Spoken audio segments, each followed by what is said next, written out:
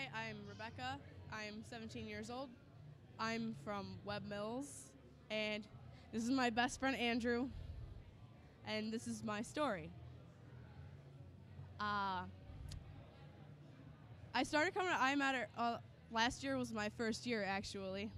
I came, and I didn't know anyone when I first walked in, and I saw a friend from, like, years ago. Her name's Julie, and I was like, I know you. I'll hang out with you. And this year, I'm with my best friend Sana, my best friend Andrew, and Andrew's sister Becky. We have the same name. uh, a few years ago, I can name the date too. It's May 28th, 2015. I lost my best friend Cheyenne, my dog, and she was pretty much everything to me. She was like the only stable thing in my life. So when I lost her, I was like, life is not worth living anymore. Why? Like, I just lost the most stable thing in my life. What do I do now? I was lost, man. And then, not shortly, it was like a year later in 2016-ish. It was sometime after that, in between that and now, that I met Andrew. And it was actually also like right after a breakup with, because I had dated a guy named Jake, and I'm dating him now, actually. We're back together. And I had recently broken up with him, and then, sorry, there was a fly. And I didn't even know this guy. I didn't even know this guy right here. He sat down next to me in the cafeteria at lunch, and he was like, "You are worth it, man. You're worth it." Because at that time I was suicidal, and I really wanted to die.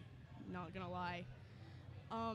He was like, "You're worth it, and I don't want you to let anybody ever tell you otherwise." Your face says you don't remember this, but I remember that day. And I was like, "Hey, you're really cool." And then I didn't know his name then. I didn't know his name. And I was like, that guy's really cool. I hope I see him again. And I saw him again, and I was like, "Hey, what's your name?" "Oh, yeah, it's Andrew." I didn't know his last name for like a month and a half after I learned his first name. And I learned his last name, and fast forward 2 months after that, I kind of developed a crush on him. Here's the embarrassing part about that story. We were on the phone, and his dad's like, "Wait, does she live on Sagetown Road?" And Andrew's like, "Yes." "Oh, you two are cousins." That's the embarrassing part of that. I was like, "Oh, I no longer have a crush on you, bye." But now we are best friends, and pretty much, if not for him, I'd probably be dead. So, yeah. How did you know that she was suicidal? Like, what made you? Like, I had. Oh, I just had that feeling that there was something wrong. You want the mic? So, Andrew, how did you know that she was suicidal? What made you go to her and encourage her? Well, I had the feeling that something was. Well, I had the feeling that something was wrong, and it's my instinct to always help out with others who are down or something's wrong with them. I never let anybody go without being happy. It's my job to keep them happy. So repeat my question after I say it, okay? How do you how do you do that? How do you keep them happy?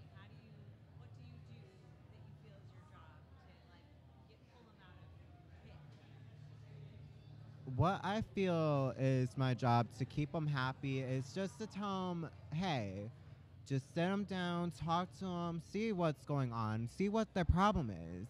And if it has to be anything bad, I just try to cheer them up the best way I can. And if that doesn't work, I will either pull them to an adult or anybody who has worked with this kind of problem before and have them talk to them too.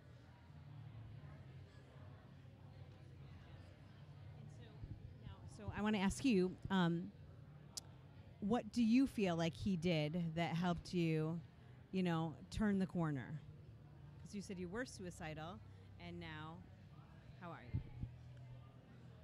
Pretty much, it was mainly just his presence, man. He was immediately, I was like,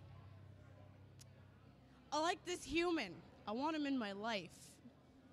Because at that time, I really didn't have that many friends until like my senior year, which I just finished recently. And then now I have friends, so many friends that mean like the world to me. And one of them, I actually saved her life. Yeah. They say I saved her life. I don't feel like I did, honestly. She's alive, but I did a lot wrong that day, and I feel like, yeah. But at least she's alive. I'm sorry, I'm so awkward.